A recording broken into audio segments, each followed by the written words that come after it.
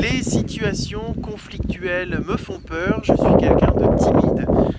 Ça me bloque dans ma progression professionnelle, dans ma carrière. Comment je peux y remédier? Je m'appelle Adrien Sovich, je suis le fondateur des solutions ADSO, outil de management de projets de travaux. Architecte et inscrit au tableau depuis 2008, je suis là pour t'accompagner à devenir un véritable maître d'œuvre. Je suis là pour que ton architecture s'exprime pleinement et que tu en tires toute la satisfaction que tu mérites. Alors avant d'aller plus loin, avant de voir comment gérer un conflit, même si on est timide, même si on n'a pas cette aura devant nous, qu'on dégage encore trop de timidité autour de nous, je voudrais vous dire que si aujourd'hui j'ai cette assurance en moi, qui parfois d'ailleurs je peux énerver et je m'en excuse, mais voilà, si aujourd'hui j'ai cette assurance en moi, c'est grâce à l'outil qui est là-dessous, que je mets à disposition de tous mes confrères, et gratuitement, hein, donc c'est juste sous cette vidéo YouTube, donc foncez, c'est pour ça que j'ai cette outrecuidance de venir en vidéo sur YouTube et dire des choses avec une assurance à tout casser. Alors, une des choses qui peut miner un professionnel, surtout un professionnel qui se retrouve entre les artisans, entre les clients, entre les fabricants, entre la banque, entre les fournisseurs et les voisins, et j'en passe, et les syndics, et les AG de coop. Enfin bref, c'est un métier de dingue quand même, il faut le vouloir quand même pour rentrer dans ce métier, il faut être armé, il faut connaître. Il y a certaines choses qu'il faut connaître, qui n'ont rien à voir avec l'architecture, vous allez le découvrir là, qui sont simplement des outils de gestion, de management, voilà, et on va en découvrir un ici qui s'appelle le desk. Alors, lorsque vous êtes confronté à une situation conflictuelle, où il y a deux possibilités, c'est peut-être trois. Il y a trois possibilités, on va dire. La première possibilité, c'est la fuite. J'ai rien vu, je mets la tête dans le sable, on s'en fiche. Enfin non, on s'en fiche pas, mais je l'ai pas vu. Voilà, voilà. Deuxième possibilité, c'est de lister ces situations conflictuelles qui sont, alors peut-être pas très graves, parce que sinon on peut pas laisser passer. Et puis mettre la tête dans le sable quand c'est grave, bah c'est pas top.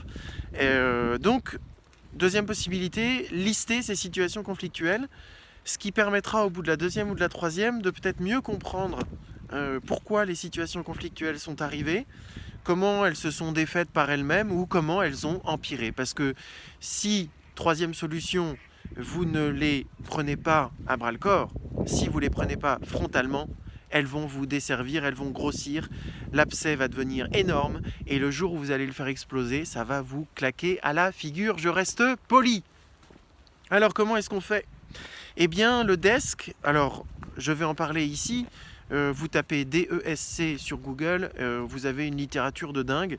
Je vais seulement vous en parler tel que je la conçois, et nous avons une journée workshop qui se déroule de temps en temps autour du desk, parce que de toute façon, si on ne le pratique pas un minimum en entraînement, c'est difficile de l'appliquer comme ça frontalement.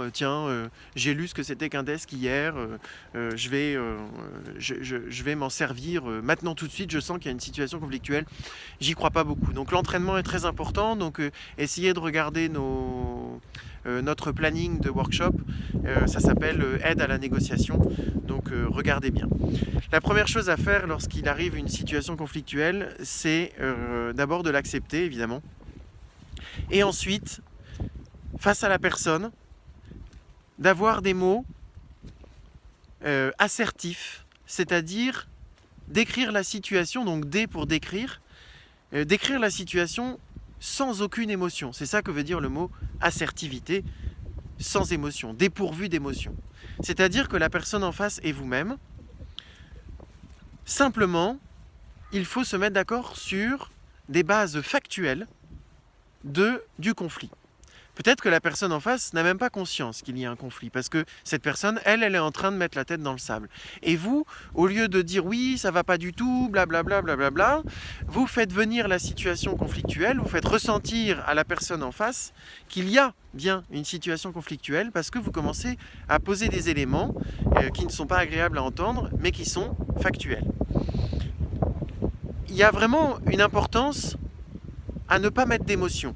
Et ne pas mettre d'émotion, c'est choisir les bons mots, c'est ne pas avoir d'intonation. Donc une intonation, un lever de sourcil, n'importe quoi peut devenir la traduction, la trahison d'une émotion qui vous habite. Donc surtout, et c'est là où les entraînements sont importants, surtout cette première étape, c'est de poser les choses de façon assertive. Et ensuite, deuxième étape, là, il faut exprimer les émotions. Émotions, DESC, D-E-S-C. Hein, donc, exprimez les émotions, mais accueillez d'abord celles de l'autre.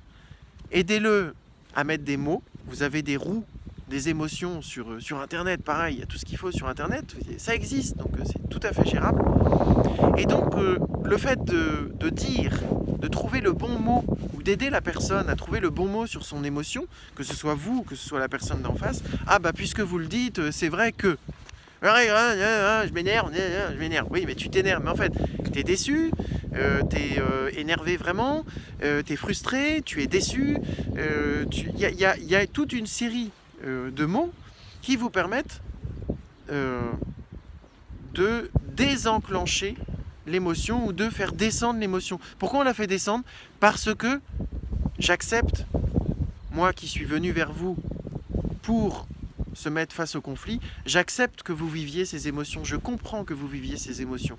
Donc la personne n'a plus besoin finalement de l'exprimer. Elle sait que la personne d'en face a cette émotion. Donc, on est assertif, on décrit quelque chose sur lequel les deux parties peuvent être d'accord, les deux ou trois parties d'ailleurs, hein, parce que parfois il y a l'artisan, le maître d'ouvrage et l'architecte. Donc on décrit une situation sans aucune émotion, et on met tout le monde d'accord sur cette base de départ. Ensuite, on laisse les autres et soi-même, on laisse les émotions s'exprimer. Voilà. Ensuite, on va venir chercher les solutions. Alors, on va essayer de trouver les solutions extrêmes, autant pour l'un que pour l'autre. C'est-à-dire qu'on va essayer de trouver la solution qui serait la meilleure pour moi, mais qui est complètement inacceptable pour vous, et la solution qui est acceptable pour vous, mais complètement inacceptable pour moi. Et ça constitue les deux limites dans lesquelles on va trouver les différentes solutions.